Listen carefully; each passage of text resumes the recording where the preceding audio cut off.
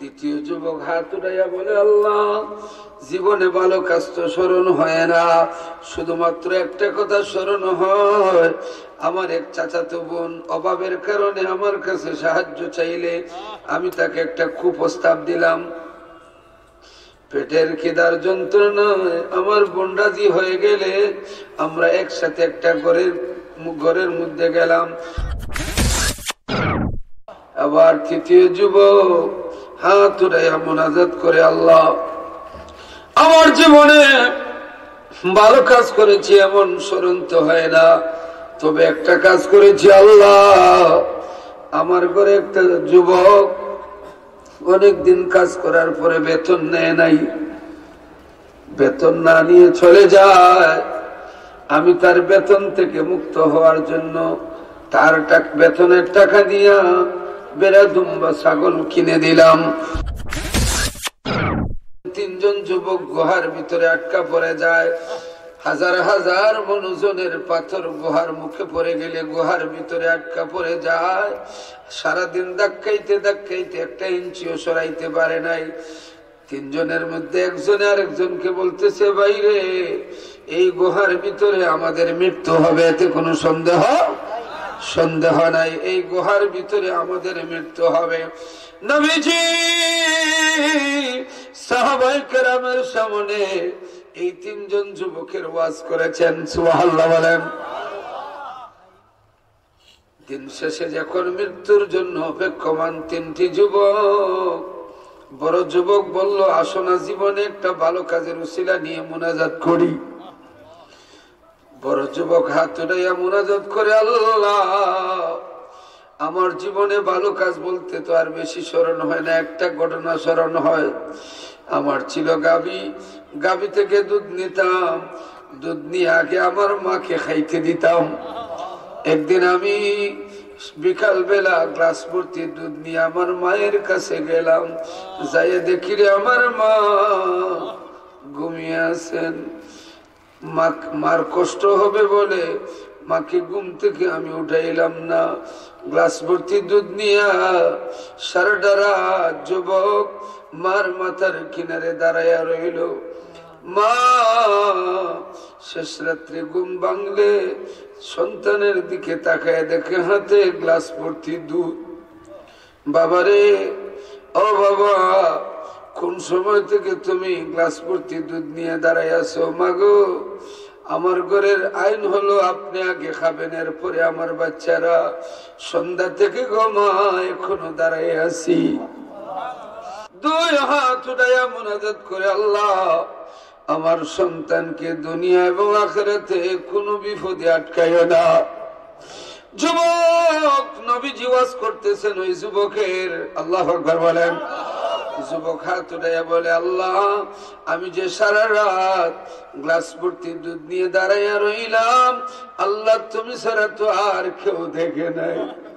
যদি আল্লাহ তোমাকে খুশি করার জন্য এই কাজটা করে থাকি, মায়ের দোয়া কবুল হয়। আপনার বন্ধু বলেছেন, মধ্য জায়গায় কোনো পর্দা থাকে না, মায়ের দোয়া যদি কবুল হয়ে থাকে তাইলে গুহার মুখের হাজার হাজার মনোজনের পাথর মুখ থেকে সরাইয়া দাও।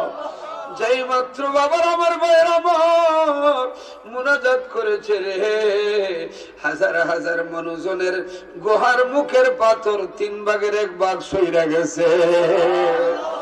উসিলায় কাজ হয়নি না। এবার দ্বিতীয় যুবক হাত উঠাইছে। দ্বিতীয় যুবক হাত উঠাইয়া বলে, আল্লাহ, জীবনে ভালো কাজ তো স্মরণ হয় না, শুধুমাত্র একটা কথা স্মরণ হয়, আমার এক চাচাতো বোন অভাবের কারণে আমার কাছে সাহায্য চাইলে আমি তাকে একটা কুপ্রস্তাব দিলাম। পেটের খিদার যন্ত্রণায় আমার বোন রাজি হয়ে গেলে আমরা একসাথে একটা ঘরের মধ্যে গেলাম, দরজা বন্ধ করলাম, গায়ের কাপড় খুললাম, বোনের কিনারে গেলাম। বোন সাথে সাথে বললো, ইত্তাকুল্লাহ, তুমি আল্লাহকে ভয় করো। যেই মাত্র আমার বোন বলেছে আল্লাহকে ভয় করো, আমার অন্তরের মধ্যে মাবুদ গো তোমার প্রেমের জুস লাগা যায়। যে দুনিয়ার কেউ দেখবে না, দরজা বন্ধ, আমার আল্লাহ তো ঠিকই দেখবেন। তাই আল্লাহকে ভয় করে সেদিন আমার বোনের কাছ থেকে আমি আবার কাপড় পরে বাহির হয়ে যাই। আল্লাহ ওই কাজটা যদি আপনাকে ভয় করে করে থাকি, যদি আপনার কাছে মঞ্জুর হয়ে থাকে, ওই কাজের উসিলায় গুহার মুখের পাথর সরাইয়া দাও। যেই মাত্র বলেছে আরো 2 ভাগের 1 ভাগ সরিয়া গেছে। এখন অক্সিজেন বাতাস ঢুকতেছে, বাঁচার আশা হইছে, ঠিক না? বাঁচার আশা হয়েছে। রাখে আল্লাহ, মারে কে? হায়াতের মালিক কে? ইজ্জতের মালিক কে? বাবার আমার, ভাইয়ের আমার। আবার তৃতীয় যুবক হাত উঠাইয়া মুনাজাত করে, আল্লাহ আমার জীবনে ভালো কাজ করেছি এমন স্মরণ তো হয় না, তবে একটা কাজ করেছি আল্লাহ। আমার ঘরে একটা যুবক অনেকদিন কাজ করার পরে বেতন নেয় নাই, বেতন না নিয়ে চলে যায়। আমি তার বেতন থেকে মুক্ত হওয়ার জন্য তার বেতনের টাকা দিয়া বেড়া দুম্বা ছাগল কিনে দিলাম, একটা চাকর রেখে দিলাম, বেড়া দুম্বা ছাগল রাখালি করবে, রাখাল রেখে দিলাম, মাঠে ময়দানে নিয়ে চড়ায়। 20 থেকে 25 বছর পরে আমার কাছে আসলো তার বেতন নেওয়ার জন্য। অভাবী সংসার, ছেলে মেয়ে নিয়ে চলতে পারে না, রোগে ধরেছে, সে শুধুমাত্র বেতনের জন্য আমার কিনারে আসলো। আল্লাহু আকবার বলেন। আমার কাছে এসে বলল, ভাই আমাকে চিনছেননি? আমি কে? আমি ওই যে যৌবনকালে আপনার বাড়ির চাকর ছিলাম, আমি কিছু বেতন রেখে গিয়েছিলাম, এখন অভাবে পড়ে গেছি, দয়া করে আমার বেতনটা দিলে আমার ফ্যামিলির কিছু উপকার হবে। সঙ্গে সঙ্গে সে যুবক জড়ায় ধরে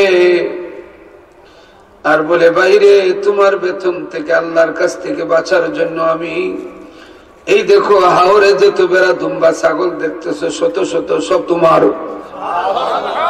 লোকটা তো আশ্চর্যান্বিত হয়ে গেল, ক্ষয় কিবে? হাওর গোড়া বেড়া দুম্বা ছাগল আমার, ক্ষয় কি? এবার বলে, বাইরে খোদার কসম এগুলা সব তোমার, আমাকে মুক্ত করো, তোমার জিনিস তুমি নিয়ে যাও।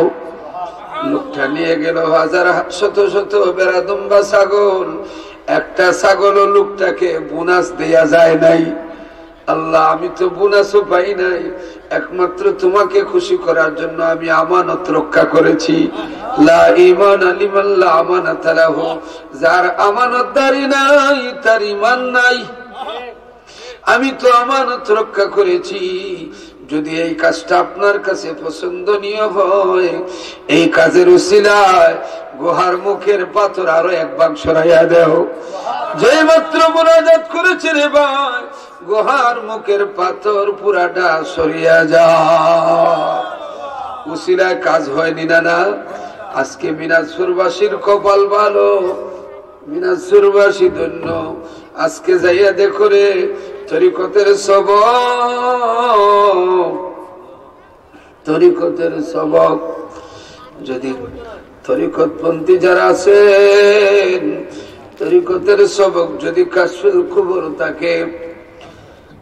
কুবুর থাকে, অন্ধকার কবরের কিনারে যাইয়া যদি আল্লাহর 5টি ইসমে আজম নাম ধরে মুরাকাবা করেন, ইয়া আল্লাহু ইয়া রহমানু ইয়া রহিম ইয়া হাইয়্যু ইয়া কাইয়্যুম, এই ইসমে আজম নাম ধরে যদি মুরাকাবা করতে পারেন, ফাইন্নাহু ইয়ানজুরু মিন নূরিল্লাহ, যদি কলবের চোখ ফুটানো থাকে দেখতে পারবেন মিনাজপুরের কবরস্থানে ঈদের দিন হইয়া গেছে।